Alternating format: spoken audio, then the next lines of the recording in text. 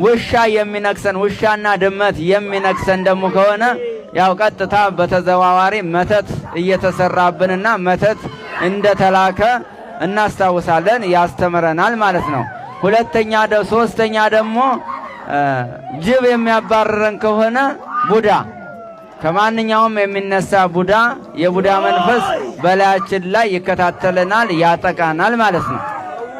እንደዚሁ ደግሞ የተለያየ በሬ ላም የሚያጠቃን ከሆነ በሬ ሲወጋን ቀንዶቹን አሹሎ በሬ ሲያባርረን ካደርን የጠቋር መንፈስ አለብን ማለት ነው።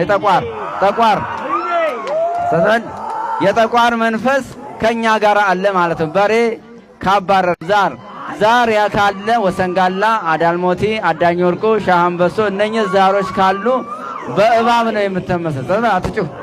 በእባብ ነው የሚመሰሉት።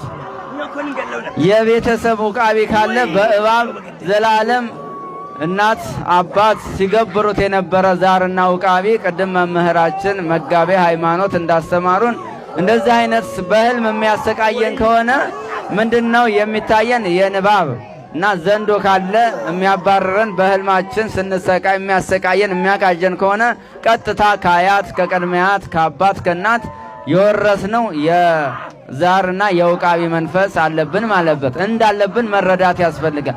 ይህንን ደግሞ ካወቅን ያው ጸጥ ብለን መቀመጥ የለብንም፣ መጸለይ ያስፈልገናል ማለት ነው። ሴት ላም ደግሞ የምታባርረን ከሆነች ደግሞ ሙጫ ዘሪጋ የምትባል የሴት ዛር አለች።